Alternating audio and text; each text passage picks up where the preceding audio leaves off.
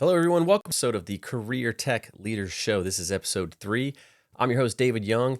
In today's episode, we have Kevin Gardner from Dallas Independent School District. He is a CTE coordinator there, and he's coming on to talk to us all about what Dallas ISD is doing in the world of career tech. Kevin takes us all the way back to his career in manufacturing and how that led him to become a teacher, and then that led him to become a career tech administrator for the Dallas School District. Kevin dives into a lot of topics. At the end, we get into what the future of career tech looks like. He makes his predictions for the next 5 years as to what is going to be important in the world of career tech.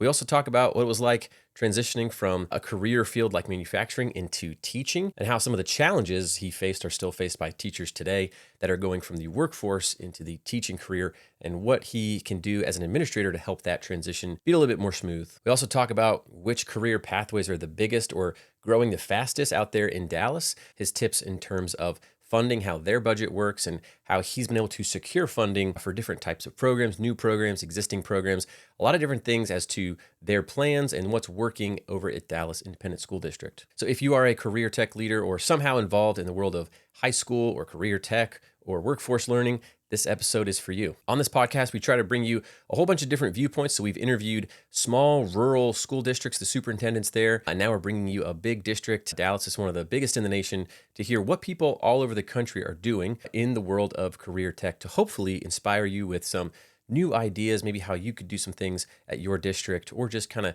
see what the landscape is like out there for other people working in this field. So without further ado, let's talk to Kevin over at Dallas ISD. All right, everybody, welcome back to another episode of the Career Tech Leaders Show. I'm your host, David Young.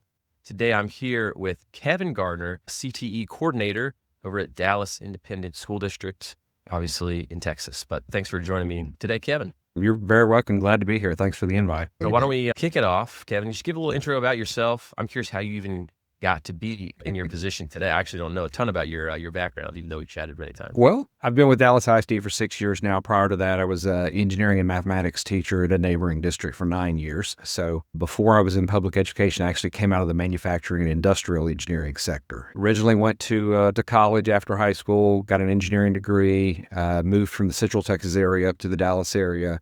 Had about a 15-year career in manufacturing, and just manufacturing is very economic dependent. And so as you have economic fluctuations, those jobs dry up or they grow. And so it's very hit and miss in North Texas. And so I tried to look for an opportunity to put my skills to use in a little bit more of a beneficial. I'd reached a point in my life where I had kids at that point, and I wanted to kind of give something back. And education was just kind of a natural fit for me, actually. I had done a lot of training and professional development, things of that nature in the engineering business, in a manufacturing environment. And so I was able to apply a lot of those skills and made a pretty seamless transition into high school teaching. So taught engineering and mathematics, like I said, for 9 years. Came over to Dallas in 2020, just before COVID, actually. I was here about 6 weeks before everything shut down. So yeah, but trial by fire there. But I came to Dallas. I was hired to help open our Career Institute initiative, which is 3, soon to be 4 campuses that are just dedicated CTE centers. And we use those campuses as kind of central anchor points for our career and tech programs now. They have programs that we would not normally operate at different schools, just for whatever reason, cost, space, things like that. And so I worked as a campus level coordinator for 4.5 years at one of our campuses, and then transitioned over into the central office. So for about the last 1.5 years, I've been a CTE coordinator in our central administration building, and there's 5 of us total in my group. And so I handle anything that has to do with engineering, manufacturing, architecture, construction, and then our transportation cluster, which in Dallas includes automotive and aviation. Okay, sweet. I'm curious, in your industry time, manufacturing and engineering, what type of work were you doing? I mean, that's kind of a broad category. Like, what were you guys manufacturing and doing? I have a lot of interesting experiences. So I like to tell people my specialty was assembly lines, and it just sort of, that's the way my career developed and grew. I originally started out for about 5 years with a Japanese company here in the Dallas area that built automotive air conditioning components, compressors specifically. And so a lot of assembly line manufacturing, robotic equipment, programming robots, programmable logic controllers, things of that nature. I left there and got into the communications, specifically fiber optic infrastructure with a company called Teradyne that had expanded here to the Dallas area. And that unfortunately was just before the telecom bust in 2001. And so I was only there for about 7 or 8 months, unfortunately. But that was an interesting experience working in a clean room. So I got some experience doing the whole suit up thing and being in a clean room and doing kind of assembly operations from there. After that, I worked for another manufacturer here in the DFW area. Beckett was their name, or is their name. They're still around. And they make various pumps. So it's pumps for like ice machines, HVAC equipment, also all those little ponds you see in people's yards and fountains and things like that. So again, it was assembly line. We had some sort of batch assembly processes that we did. We had some actual, automated assembly processes as well. So we had kind of an interesting mix. It was a lot of fun. I got into some injection molding after that, mostly post-processing. So I was at a Petmates, the retail brand. If you've ever heard of Petmate, they're based here in the Dallas-Fort Worth area. All those fun little dog igloos in everybody's backyard, made a bunch of those. Yeah, I made a bunch of those. So they had a group at Petmate that handled the injection molding side, and then I was on the industrial engineering side of what happened to that product after it fell out of the injection molding machine was kind of where I picked up the ball. And so, again, a lot of assembly operations there, sub-assembly. A lot of that stuff came off, and it needed very minimal processing before it was ready for sale. And then I kind of closed out my engineering career at a military subcontractor here in the DFW area. I was making or assembling armor panel systems for a military vehicle called the HEMT, and that's a military acronym. It's HEMMT. Yeah, it's high, whatever. But the HEMT system that the military uses is a very flexible truck-based system. It's manufactured by Oshkosh Trucks in Wisconsin. And then we were manufacturing the armor that went on onto that. And so that was interesting, not only to kind of learn how the government does business, but also how what components go into something that's going to be sent out to the field and used potentially in a combat area. And both, unfortunately and fortunately, depending on how you look at it, I did have some equipment that went out overseas during the Gulf War and everything that actually did see combat. And so I got to see some of the after effects of how these systems were functioning. But basically, it was an armor system that you could take an unarmored truck and you could ship this package over to Bahrain or UAE or Qatar or wherever it is going. The truck support crew from whatever army, whatever unit was there could unpackage, bolt it on, and then within a day, put the truck back out in the field completely armored. Cool. Yeah, so very, very interesting. And that's actually kind of what closed out my engineering career. That company folded eventually due to some loss of contracts, and it was nothing to do with anybody. Just it was 2008, 2009. President Obama had been sworn in January 2009, and the government changes priorities every 4 years. Every administration kind of has their own priorities and everything, and that armor system was no longer a priority. They had switched to a different vehicle, different package that another company was working on and stuff. And so that's where I kind of closed up my engineering career and moved over into public education. So I kind of floated around for about a year and a half after that, and ended up starting teaching in the fall of 2011. Okay, cool. Well, I'm curious when you went from, because I talked to another teacher actually a few weeks ago, similar, went from sort of the trades into being a career tech teacher, or on like the welding fabrication side. Okay. But if you're talking to teachers, or I'm curious maybe from a recruiting standpoint and just if you're a teacher standpoint, going into education, what was like the biggest maybe challenge or thing you had to work through that was different from, your previous career you had? You have to change your mindset from the fact that you're no longer working with adults and now you're working with adolescents on a full-time basis. And I would say the flip side of that, or the follow-up that goes along with that, is school evolves, and what goes on in the classroom is consistently changing. That's really the only constant in this change. So you have to shape the mindset of how things were done when you were in high school versus what's going on at high school now that you're on the teacher side of things. And so that first year was really a challenge because I was in a math class that was preparing students for like state testing, things like that, and kind of your standardized high stakes testing. And so I struggled with kind of managing the student behavior, but also just kind of understanding that, a 15, 16, 17-year-old was nothing like when I was 15, 16, 17 years old.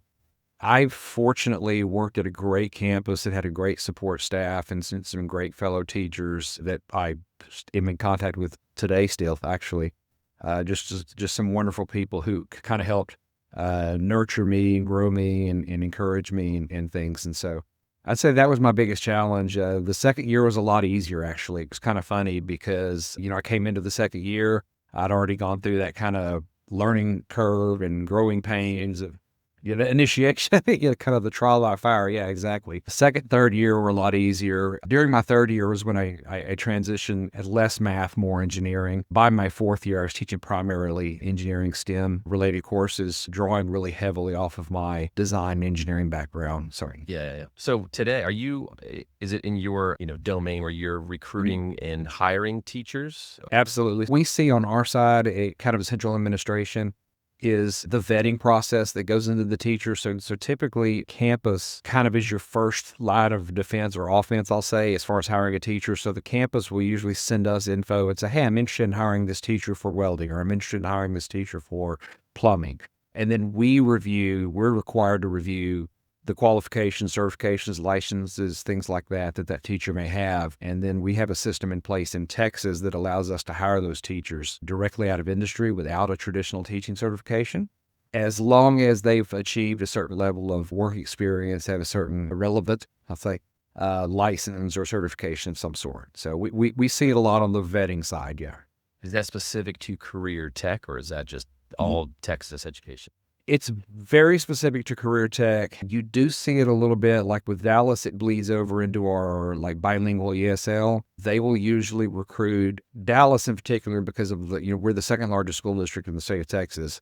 And because of the need, they will actually recruit in foreign countries, native Spanish speakers, things of that nature, and then help them come over and earn a teaching certification and get licensed to teach in Texas and everything. Specifically for your bilingual ESL type programs. For career and tech, we're specifically targeting people that are in the DMW area or relocating that have that industry experience. Cool. And then do you find, again, I don't know how much you're on the, in the classroom level per se, but for the new teachers you've hired out of industry, do you see the sort of same not growing pains, but, Yeah, actually. initial challenges? I call it the fear factor. That first few weeks of school, you can tell who's new because they got the deer in the headlights look, and they're like, oh my God, what did I get into? And most of them, however, are wonderful. They are professionals. They've worked around adults. They've worked in, some sort of industry, whether it's IT or construction or, aviation or automotive, whatever it may be. And then it sort of just kicks in. They understand that there's things from a kind of a work ethic standpoint or a professionalism standpoint that carry over. They're just trying to figure out the teaching side of it. They're just trying to figure out how to manage the grade book, how to manage the discipline, how to keep the kids engaged. And so we've got some new teacher training in place where we try to bridge those gaps, get those teachers connected to a mentor, usually a mentor teacher on the same campus that has gone through the same experience. So we'll pair them up, and then you see a trickle-down effect. I'll use one of our programs here in our Career Institute North location. Our automotive program has grown so large, we're up to 4 teachers. We've had to hire a 4th teacher.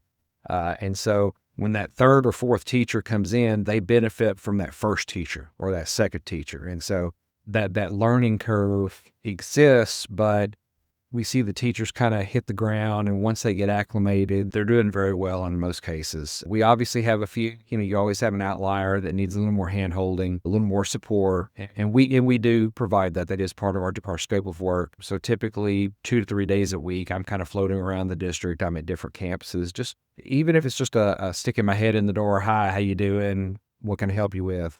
Kind of visit. And then a lot of times the teachers, though, and I don't know, this is just a culture thing or an adult thing, but they don't tell anybody when they're struggling. It's not until you stick your head in the door and say, hi, how you doing? What can I help you with?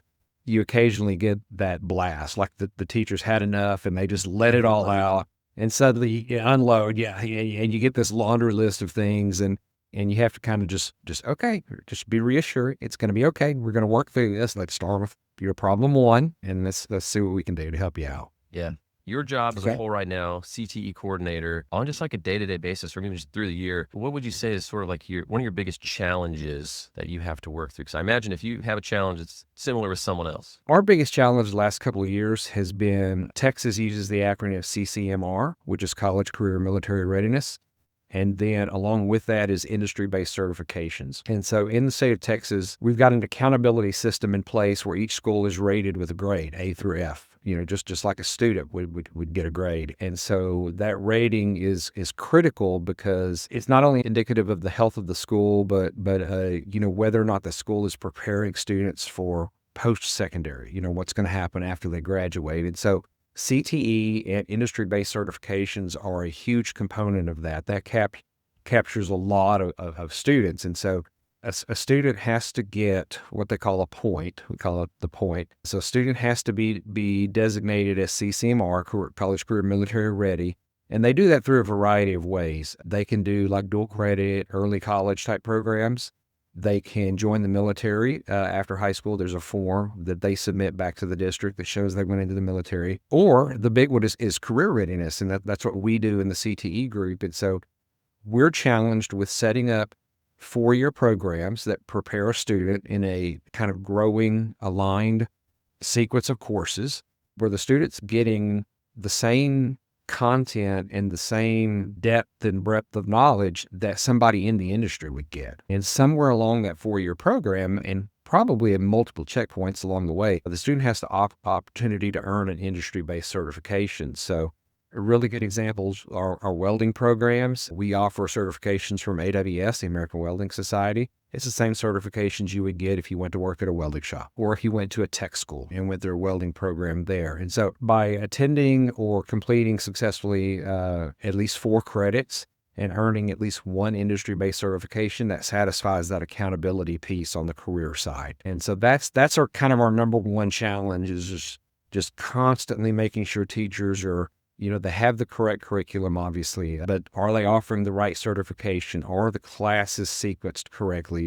Do we have the right manpower in place, but do we have the right equipment in place? A lot of our programs are very equipment intensive. Welders, construction machine, automotive shops, things like that. We have some very equipment intense programs. And so that's where our role as CTE coordinator comes in, is we're looking at, not only the staffing, but we're looking at the course sequence. We're looking at what certifications are offered. We're looking at tools, supplies, equipment, consumables, things of that nature. Now, for a credit, is that just completing one course successfully? Because okay, so 4 or completed courses plus industry recognized credential gets them there sort of. Exactly. Kind of fills the career readiness portion of it, because they're not going to the military. They didn't do early college, something like that. And so you see, we capture, I couldn't tell you a percentage, but we capture the majority of students just under the CTE and under these career tech programs. Every student have to check that box, or is it correct? Every student through high school? Correct.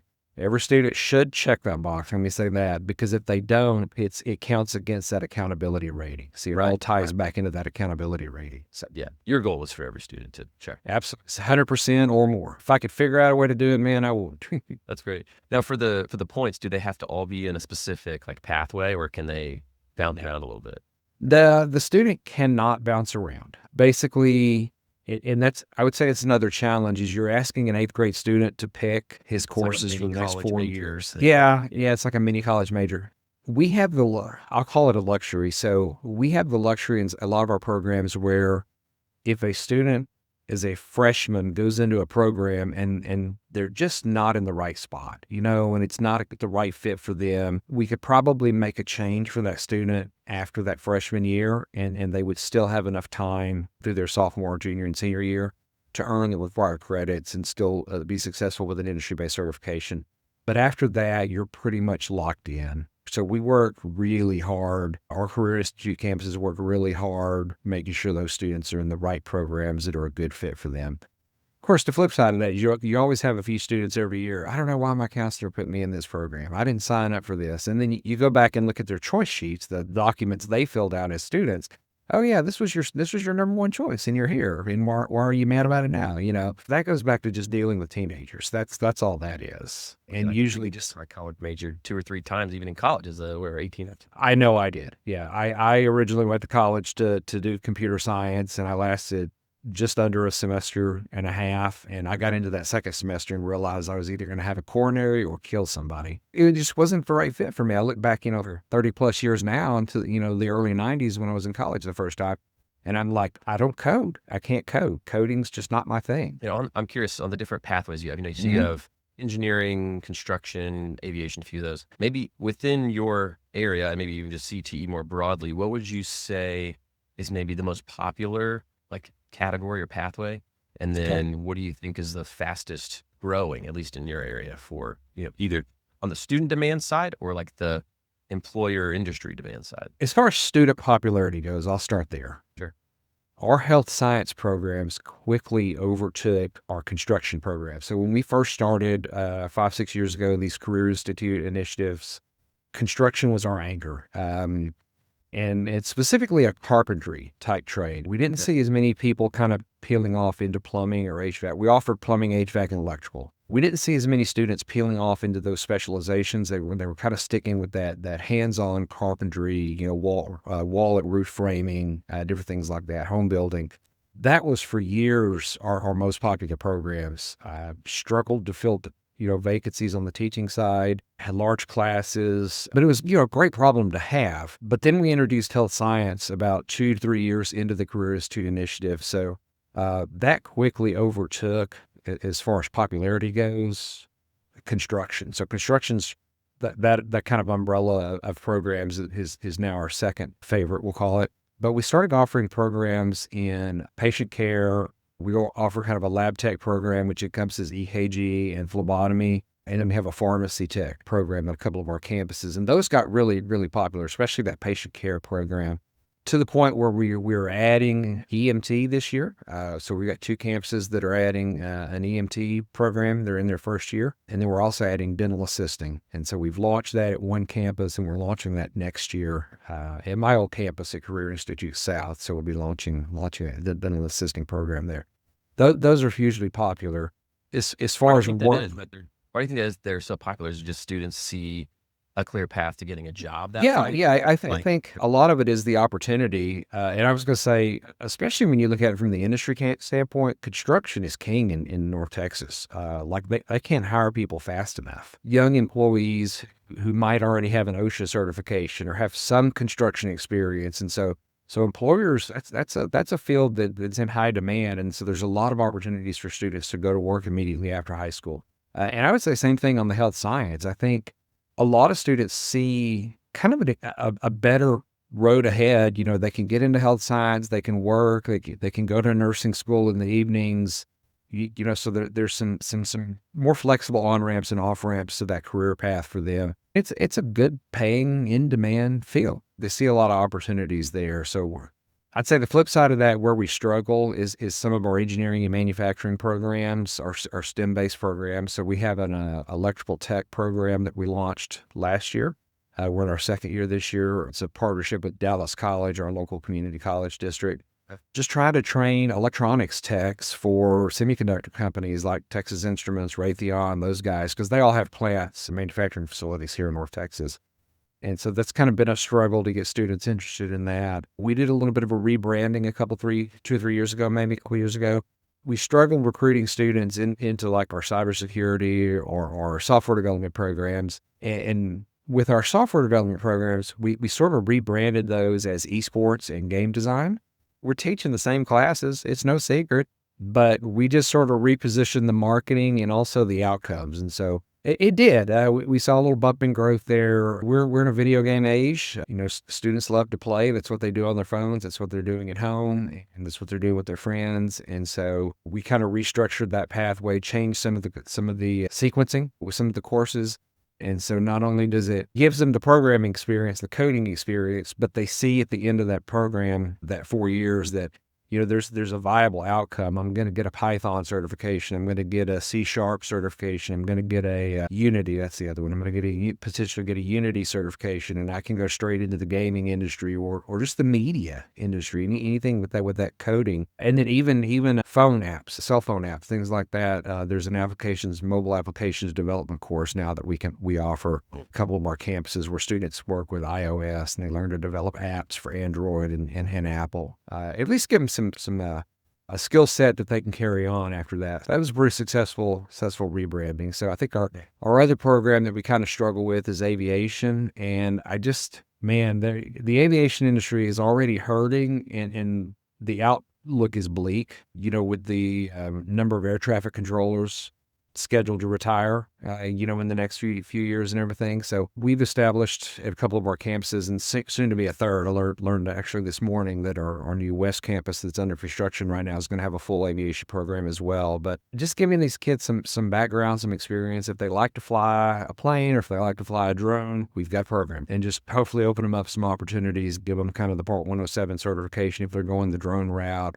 or at least give them, there's a kind of an intro to ground school course that we do, and hopefully open them up to, even if they're not interested in pilot school after high school, they can go into the air traffic control business. They can go into some sort of logistics field in aviation. And I don't know if we've done it this year because I'm not at a campus anymore, but we used to take kids over to Love Field, which is one of the big airports here in DFW. It's the smaller of the two international airports. Just kind of give the kids a sight and sound tour, I call it, where, that they go up into the tower and they see what's going on. They see what's involved in kind of the day-to-day operations of a substantially sized airport. Yeah. I was curious, going back to like the electronics tech, I would imagine that's with all the stuff like AI chips now, everything needs a semiconductor for something. So I know that Absolutely. I'd imagine that's a pretty high demand. Why the students would gravitate to some of the areas you mentioned? Is it just like you think they're more visible to them, like on a day-to-day basis, or like it's hard for them to imagine what a electronics tech is doing in a semiconductor plant, or, I don't know.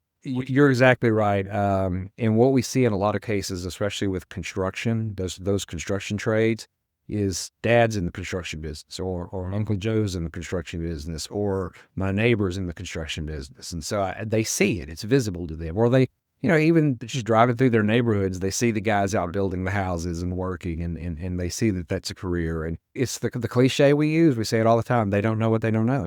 And it's a branding and marketing to an extent, because the kids don't understand that they have these options in electronics or in these STEM fields, and you've got to show them, you've got to teach them, you've got to educate them. Another part that I would say holds us back on that electronic tech program, and what we've seen in some engineering programs as well, is the math requirement. Your kids don't like math. It's just part of being a teenager. I was the oddball because I love math. So the kids sometimes will get into those programs and then they go, oh, this is not for me because I have to do all this weird math. Now I'm calculating, volts and amps and everything. Yeah. But we try to overcome that with just, some great instructors in place at a couple of our campuses, and just helping the kids see relevance. Because I think the number one question that I always got asked in a math class was, where am I going to use this? Why do I need this? And I always spun it as it's critical thinking. That's really what math is about, is that problem solving and critical thinking skills, and it develops those pathways and everything. So, but it's hard as a teenager to be like, oh, I need to develop critical thinking skills, so see how that's it's not on their to-do list. Something that you want, Yeah, that makes sense. On this note of, you have these you mentioned all these different areas in pathways. And a lot of schools have some things in place with like work-based learning or any type of employer partnerships. Does Dallas, have anything going on in that area? Actually kind of falls outside of our department. We have a partnerships and programs department. They're actually on the same floor. They're right next to us. And they work with industry partners to develop like internships. They have we actually just had our internship expo last month, where we bring in all these industry partners and then we interview students throughout the day. And we actually have internships, summer interns in our own department to help us with administrative tasks. But, the district hires interns in like the maintenance departments. They'll hire interns to go out with the plumbers and the electricians that are working on the infrastructures in the schools during the summer. But we have a lot of just regional industry partners, like Capital One's a big one. Everybody's heard of Capital One. Verizon's another one. They come in, they interview, and they hire some interns for the summer. And so we try to do a lot of those opportunities In our health science fields as well, we try to do clinical rotations during the year, even if it's just a few times where a student can actually go to a lab or a hospital environment and actually get some, at the very least, job shadow, where they get to follow around. There's not a lot they can do in a medical facility to say, go ahead and stick him, get a blood draw going for me. But, they can at least, they're in the environment, they see the people, they get to at least see how those extremely professional staff members of those organizations are working with patients, and it's just all around good experience. And so we're lucky in Dallas to have a department that handles a lot of that. They also handle, like, if you've ever heard of P-TECH, so we have P-TECH programs in Dallas, so they handle the job placement and the workforce connections with those P-TECH programs as well. So Gotcha. Okay, awesome. On your end, if another school came to you for advice on how to pay for a program they want to start, or, funding what they have, what's your experience been in that, and what, I don't know, things have you found helpful in navigating that area? It's background information. So in Dallas, we have a budget every year, an annual, I call it the M&O budgets, maintenance and operations, for each of the programs. And so I'll have a budget that I manage over the course of the school year for my automotive programs, and I'll have a budget that I manage for my aviation programs and my engineering and my manufacturing, things like that. So we have a normal operating budget that we work under to support these campuses. And then we have a special revenue, which is our grants and things like that. In Dallas, again, fortunately, because of our size, I would think, we have a special revenue group or a department that manages those grant funds for us. And so we leverage in Dallas very heavily the Perkins grant, the federal grant program. And so every year we are looking at ways to spend that Perkins funding on either, you have to use it to supplement a program. You can't supplant your normal funding with Perkins money. There's some restrictions on how it's spent. So we're looking at ways to improve programs and grow programs by using some of that grant money. And Perkins 5, yeah, I think that's the current one is Perkins 5, I believe. A good example of that was, I have two campuses that I kind of have been working with this spring, that have automotive repair programs, automotive shops, and we're trying to upgrade a lot of that equipment. And so we're able to use and leverage some of that Perkins money because the program's already in place. We are just improving it, or we're supplementing kind of the normal M&O and the normal operations budget there. Establishing a program from scratch is always the trick, because you've got to set your normal budget money aside and designate it for establishing that program. Or what Dallas ISD and a lot of other school districts have done in the last several years is leverage bond elections, bond packages. And so I've been in the district 6 years, and this is November 2026, coming up in a few months, is going to be the third bond package that Dallas has sent out to vote. And thankfully, we've been successful on the first two. On the new bond package coming up, there are campuses that are part of that package that are going to get either rebuilds or remodels. And so as part of that bond package, that's where you usually can kind of wedge in startup cost. And so, when they started the career institutes, however many years ago, that was part of a bond. And so that money was voted on, and that money was then set aside once the bond passed. This is the money we're going to use to establish and start these career institutes. And so that's always the trick when you're starting something from scratch. You've got to pull that funding from somewhere. Bond is a great option if you're able to do that. Being completely transparent is you've really got to look at the success and the growth of your existing programs, because you may need to make a hard choice and say, I want to introduce this new program, but I have this other one that's struggling for the last few years, and it just doesn't have high enrollment. So we're going to cut this program and phase it out, and then start using that money to build this other program. And so we've had situations like that. I saw that in my former district, where a program on my campus was kind of phased out, and then those funds were shifted over. And so it's a tough choice to make. You don't want to give up a program if you don't have to, but you have to do it. We've come to a point now where a traditional comprehensive high school campus cannot have 5-6 CTE programs operating full time, and just spreading that student population thin across those programs. And so we try to fill in that gap with our career institutes, where those students can bus over twice a week or every other day, basically 2 to 3 times a week, and still have access to some of those programs, but not have those programs at a comprehensive campus. And so what we've tried to do is work with the campuses to cull the programs that aren't successful or aren't high enrollment, so that the 2 to 3 programs that remain at each of the comprehensive campuses are strong programs.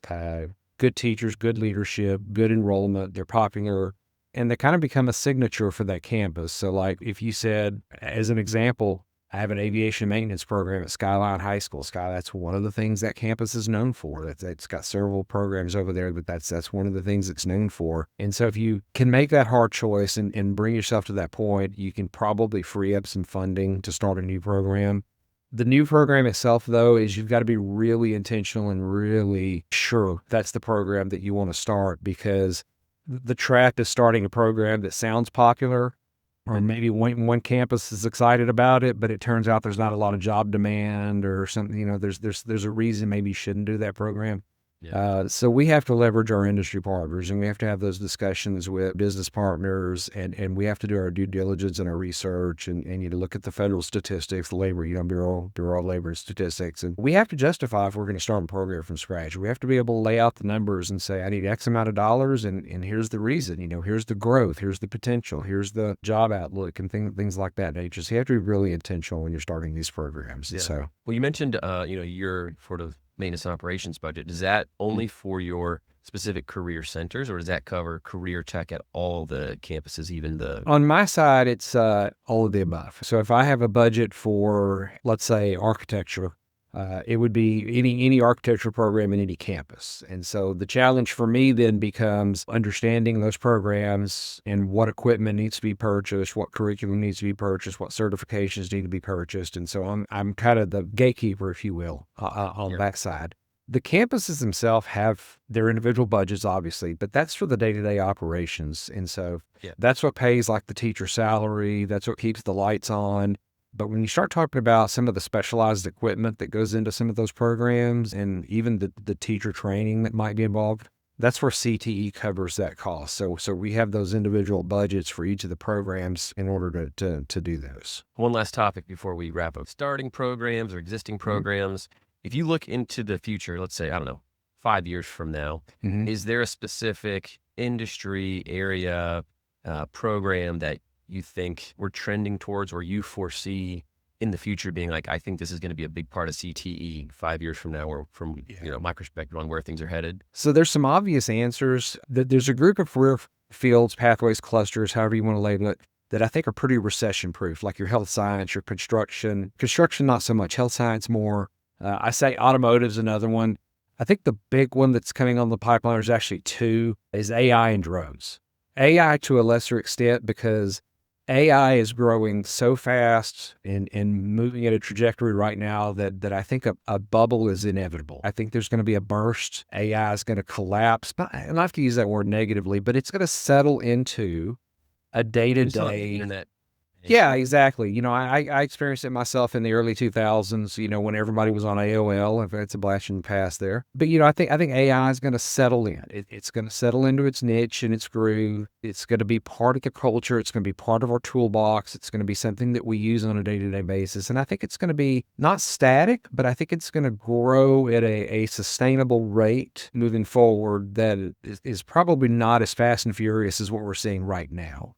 Drones, however, I almost see infinite potential in drones. And the reason I see that is I think once the public realizes the convenience of drones, they will start utilizing them more. And when I say convenience, I'm talking about your Walmart delivery, your Amazon delivery, and things of that nature. I think we're a couple of decades away, but I think my children are going to grow up in a society where it's going to be commonplace to look up and have a couple dozen drones in lanes overhead moving about and, just doing drone business. We've seen the implications in the military side with everything going on in the world right now. We've seen the impact of drones there. We've seen drones, and this is just a fun entertainment example, but drones replacing fireworks. Fireworks are not exactly the best for our environment, but these drone shows are phenomenal. The drone light shows, I've got one coming up I'm going to watch here very close to my house at the end of the month. I'm looking forward to. And, it's just phenomenal what you're able to do with these just very small drones. And I think the technology just keeps growing and growing and everything. But I think once it's kind of like anything in a consumer-driven capitalist culture, I think once the public understands the convenience of drones and the value of drones, that's when I think it's going to really blow up. I think it's already blowing up, but I think you're going to have kind of a second blow up once people have gotten to the point where they can order something on Amazon and 2 hours later it's sitting on my front porch. I think you're right. I mean, obviously, we're a company that teaches about drones, so I think about this stuff a lot. I think you're right, especially on the consumer side where people will see it a lot more. I've seen in the last 2-3 years, especially on the enterprise side, it really has ticked up in the construction, engineering, facilities, data fields where they're using them now. They're hiring full-time people like that, but less on the consumer side with drone delivery, just because there's so much regulation and hurdles that they have to do with the FAA and all that stuff. But they're finally putting some frameworks in place and some regulations to kind of open that up and make it more popular. Because FAA's worst nightmare is, drones come crashing down on people and everybody's angry about that. Yeah. They're big on safety, which is good, but on safety, but sometimes you can maybe hold back innovation for longer than you want. That's cool. Thank you for sharing that. And yeah, in AI, it's like, you're right. It seems like it's rapidly expanding, even, stuff we see all the time. But it's like every time you turn around, there's a new model out. There's a new. I don't know. It's like, how would you even teach this? Because by the time you get a curriculum done and you deploy it and train a teacher on it, it's like everything already changed. So it's like changing so quickly. But anyways, well, I've kept you long enough, Kevin. I really, really appreciate you coming on. Maybe one last parting thing. If you're talking to, let's say, someone who's coming in to be a new CTE coordinator, director, or someone coming to be a CTE teacher for their first time, maybe what's one piece of advice you would give them from your experience that you've had so far? I would say never stop learning. This is an evolving business, and the career fields that we taught 20 years ago are no longer the career fields that we're teaching today. But the states, they love to change the regulations. And so career tech, CTE in general, is just an ever evolving field. It's always something new coming down the pipeline. We're already looking ahead to what's going on in Texas in 2032. I was on a conference call the other day with some new initiatives and new requirements and regulations that are coming down. But the number one thing anybody, and this really applies now that I think about it, anybody in public education is don't stop learning. There's a reason we ask you to do those professional developments every year. Yes, some of them are repetitive. Your cybersecurity, your blood-borne pathogens, I think everybody does those in every district in Texas. But just always I call it the sponge. Be the sponge, absorb the knowledge. You may not need it right now, but it's coming and things are going to change, and don't be afraid to make those hard choices. Always be willing to learn and change your mind if you have to. Sometimes the decision you make this year is the right decision, but next year it's a different decision, and just be okay understanding that the market has changed, the industry has changed, and so we have to change with it. So I try to learn something new every day. It's just a challenge I give myself, and yeah. I mean, honestly, that can apply to basically anything you're doing. Consistent environment to stay on top of stuff are going to come out ahead. Everything's always changing. So, well, Kevin, appreciate it. Thank you so much for being here and coming on the show. All right. Well, David, thank you for the invite. I had a blast. It was great. And, happy to do it.